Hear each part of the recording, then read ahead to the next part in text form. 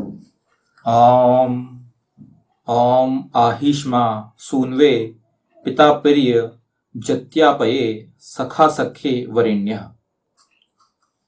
और निसंदेह पुत्र के लिए पिता भली भांति यजन करता है, बंधु बंधु के लिए, सखा सख्य के लिए हे वरण किए जाने योग्य।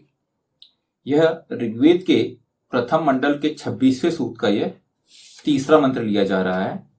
मित्र मित्र का देखें आप, मित्र में देख सकते हैं आपकी भगवान कृष्ण और जो अर्जुन थे उनकी मित्रता के लिए, अर्जुन के लिए उन्होंने क्या क्या सब कुछ कैसे उनको समझाया, उनको सिखाया।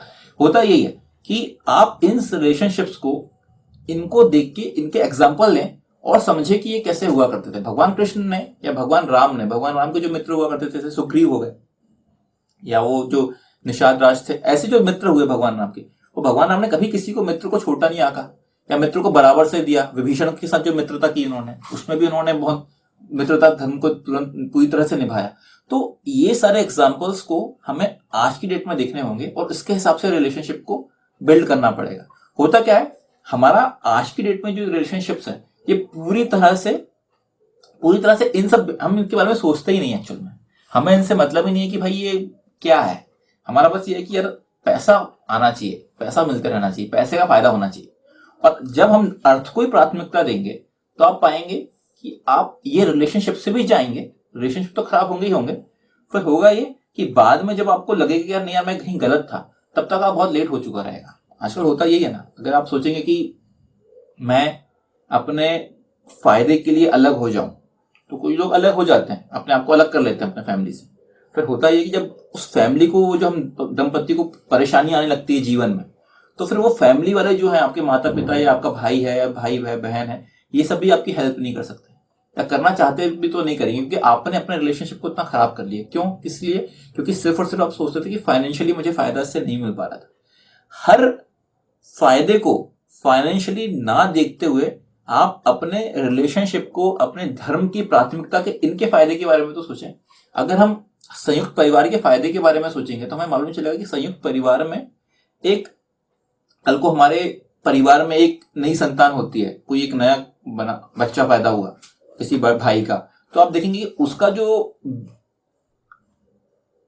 बचपन से लेके उसका जो पूरा का पूरा जो ग्रोथ है, वो ग्रोथ अगर परिवार में होगी तो हम पाएंगे कि वो पूरी तरह से सही तरीके से ग्रोथ हो पाती है। ये इसके लिए बहुत ज्यादा साइंटिफिक प्रॉब्लम बातें भी आई हुई हैं।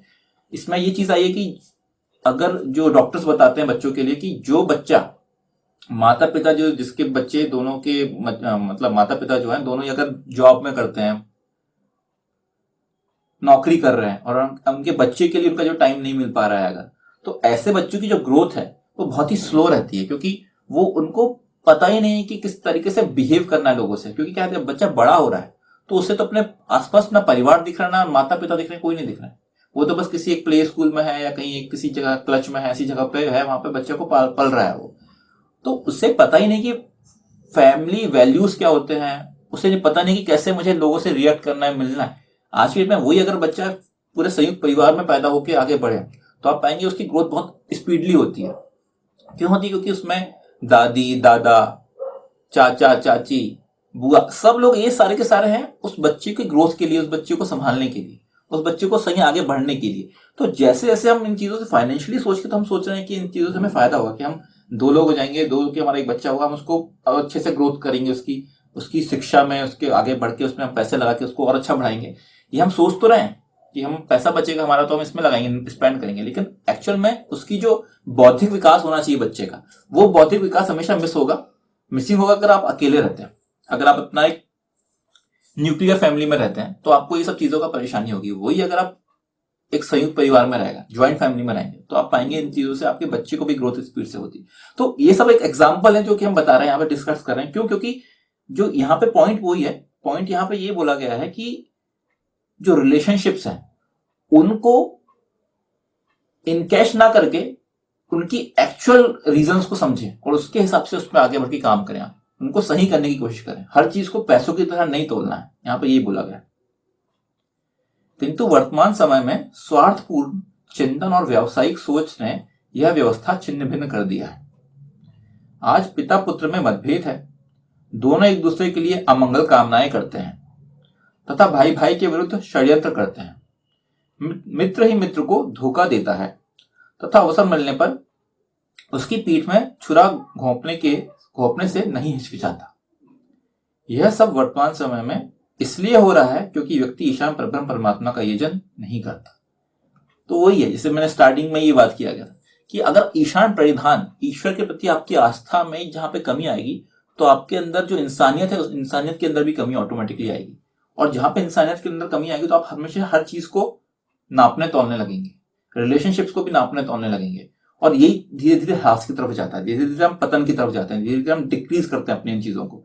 तो यहाँ पे ये समझने की आवश्यकता है कि ईश्वर में उपासना, ईश्वर की उपासना और उसको समझते हुए एक दूसरे के प्रति अच्छी व्यवहार, अच्छी सोच, लोगों की हेल्प करना, परिवार में लोगों की सहायता करना, मित्र की तरह मित्रवत व्यवहार करना, ये सब बहुत इंपॉर्टेंट है। क्योंकि यही जीवन है।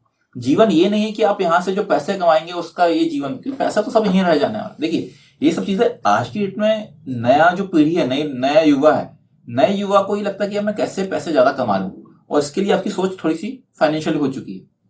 लेकिन जब हम एक टाइम के बाद, मैं अभी अपने एक इनसे किसी से मिला था, एक अंकल है उनसे मिला था, तो उनके साथ परेशानी ये हुई थी कि वो उनका जो पुत्र है वो इस जीवन में नहीं रहा। उनके पुत्र और पुत्री थी, लेकिन पुत्र उनका नहीं रहा, किसी कारणवश उन्होंने जीवन अपना समाप्त कर लिया। तो उनसे बात करने के बाद ये रियलाइज हुआ, वो यही बोले कि यार इस पैसे का, इन सब चीजों का क्या फायदा, क्योंकि अगर आपके जीवन में ये जो खुशी है यही नहीं है अगर, तो फिर फायदा क्या, फिर किस लिए आप इतना पैसा कमा। बोल रहे हैं हमारे पास बहुत पैसा है, दोनों ही हम काम करते, पति पत्नी दोनों ही कमाते बहुत पैसा, लेकिन ये पैसा भी तो खर्च नहीं हो रहा, क्या करें इसको, खर्च करके कहाँ करें, किसके लिए खर्च करें। तो यही है, ये चीजें जब तक आपको रियलाइज होंगी तब तक आपका एक्चुअल में क्या होगा, जीवन ही चला जाएगा।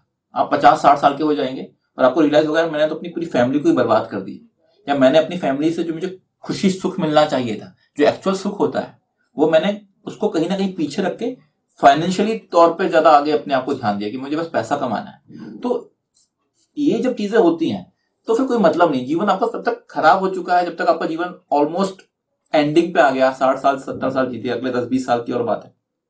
तो फिर जब आप जाएंगे इस दुनिया से तो आपको ये रियलाइज होगा मैंने अपना जीवन को सही तरीके से जिया नहीं।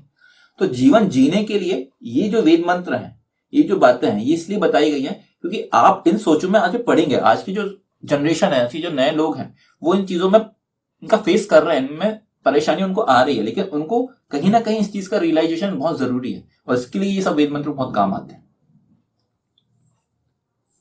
यह सब वर्तमान समय में इसलिए हो रहा है क्योंकि व्यक्ति ईशान परब्रह्म परमात्मा का यजन नहीं करता। इस कारण मानवीय सोच अभिवृद्धि नहीं हो पा रही है, आपसी प्रेम और विश्वास उत्पन्न नहीं हो पा रहा है, तथा भौतिक सुख सुविधाओं का अधिक महत्व बढ़ गया है। एक मनुष्य दूसरे मनुष्य को अपनी प्रगति के मार्ग में बाधक समझता है। फूट डालो और राज्य करो की नीति के प्रयोग ने संपूर्ण सामाजिक संतुलन अव्यवस्थित कर दिया है। तो यह पूरा कंप्लीट मंत्र जिसका हमने भाष्य अभी किया, ये पूरा जो मंत्र है ये आज की डेट में बहुत ही ज्यादा, आप समझ सकते हैं इनका बहुत ही ज्यादा महत्व है इस मंत्र का। क्योंकि ये जो मंत्र है, ये मंत्र में अगर हम देखें, अपने आसपास देखें, अपने घर में देखें, आसपास देखें, हमें लगेगा कि यार इसमें तो लोग आसन कर ही नहीं रहे हैं।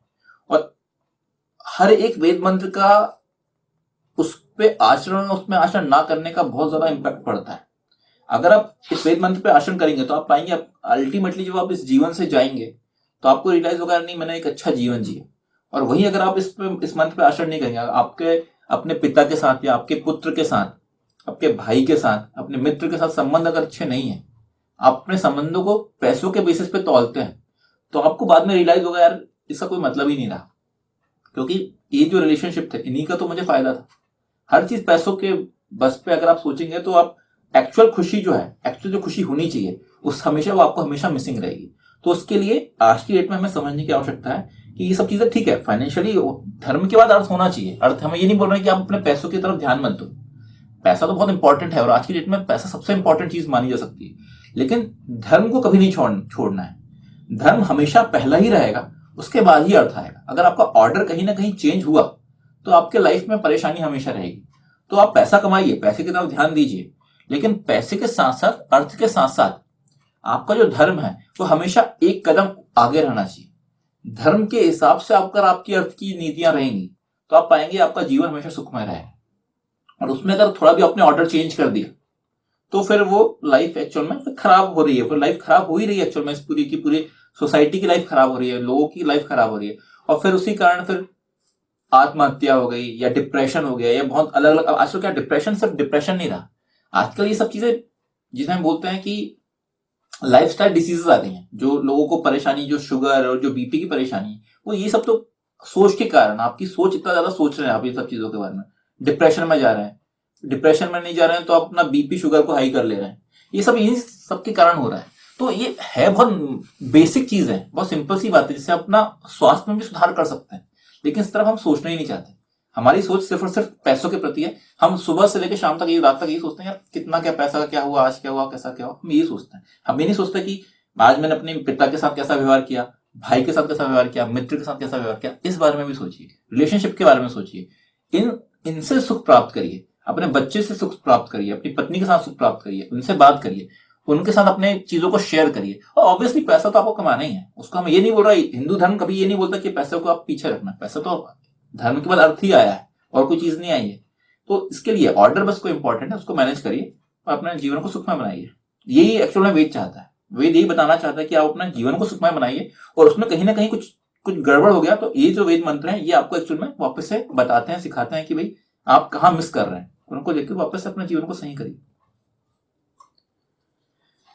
और निसंदेह पुत्र के लिए पिता भली भांति यजन करता है, बंधु बंधु के लिए, सखा सख्य के लिए, हे वरण किए जाने योग्य। ओम ओम आहिष्मा सूनवे पिता प्रिय जत्यापये सखा सख्ये वरेण्य।